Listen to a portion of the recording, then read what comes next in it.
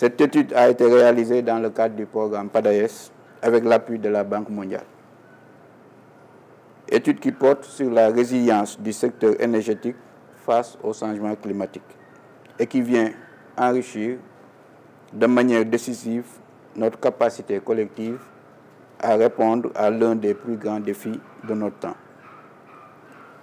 Mesdames et messieurs, un constat est partagé, l'énergie est désormais au cœur de la vulnérabilité climatique.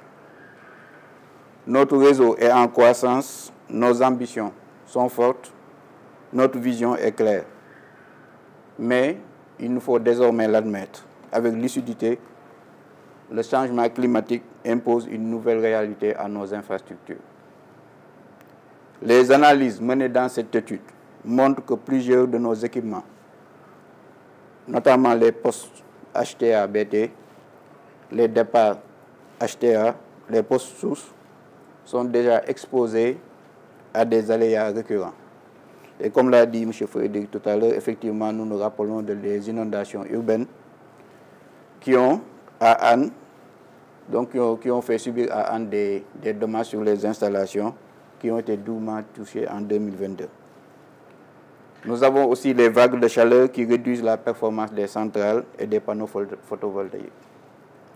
Les feux de brousse, notamment dans les zones du sud et centre, qui menacent la fiabilité des lignes, et les érosions côtières, donc l'érosion côtière qui affecte certains de nos sites sensibles, dont notamment Cap des Biches. Et je suis tout à fait d'accord avec vous, au-delà de ces aléas récurrents, aujourd'hui, il y a un fort impact sur la planification stratégique, comme vous l'avez dit, et j'en veux pour exemple, au mois de février, il y a eu tout ce débat sur les diminutions des factures, alors qu'effectivement, ce n'était pas une diminution constatée, mais c'était juste l'effet climatique. Et la répercussion, nous aussi, sur les prévisions budgétaires, on a eu moins de ressources. Aujourd'hui, c'est l'inverse qui se produit. Il y a 2 semaines, nous avons dépassé la pointe, donc de octobre, ce qui n'était pas prévu. Et nous avons vécu une période, en fait, assez, même si ça n'a pas été, disons, perçu par les utilisateurs, mais nous avons eu une semaine assez difficile où on avait à la pointe.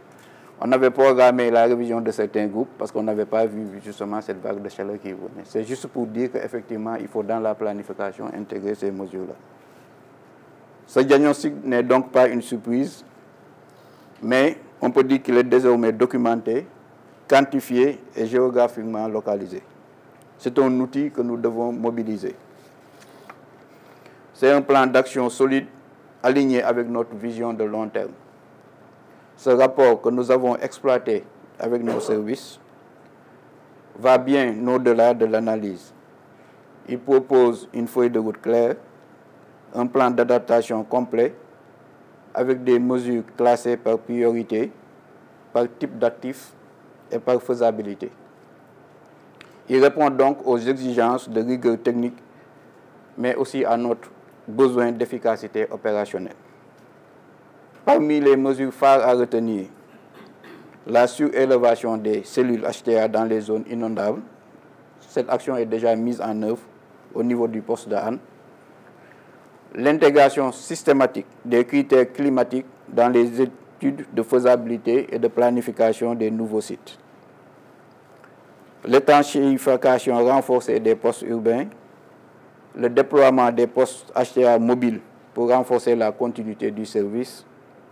La constitution de stocks stratégiques de pièces de rechange et surtout une meilleure coordination institutionnelle entre Senelec et tous les autres partenaires, l'ANER, l'ASER, l'ANACIM, l'ANSD, etc. et tous nos autres partenaires. Chaque mesure a été analysée, chaque action est justifiée, le plan est prêt. Il nous appartient désormais de l'ancrer dans la réalité. Aujourd'hui, Senelec s'engage par ma voix avec responsabilité et ambition. Face à ces constats, je tiens à vous dire clairement, Senelec est déterminé à intégrer la résilience climatique dans toutes ses pratiques de planification et d'exploitation, de la maintenance et de la construction.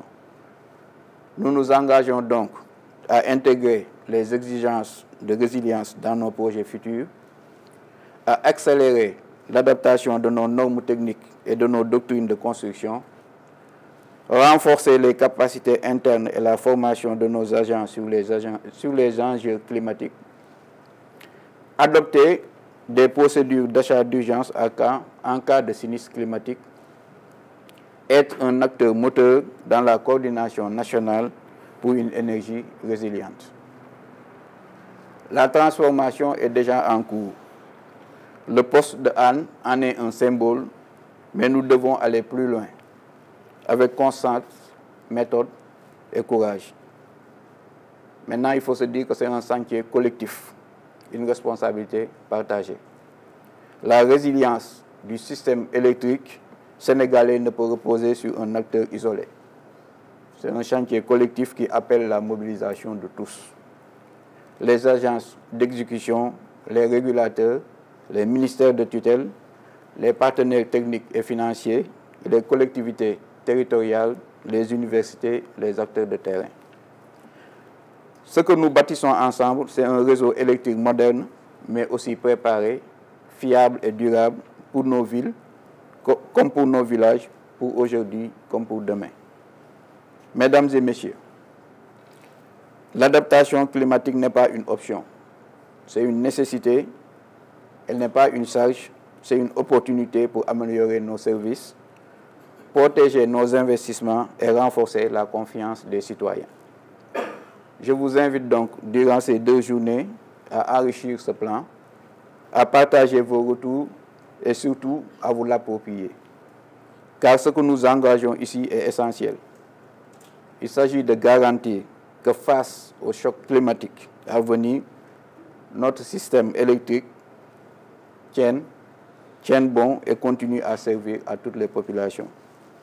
Je vous remercie pour votre attention, pour votre mobilisation et pour votre esprit de responsabilité. Je déclare donc ouvert cet atelier de restitution. Merci.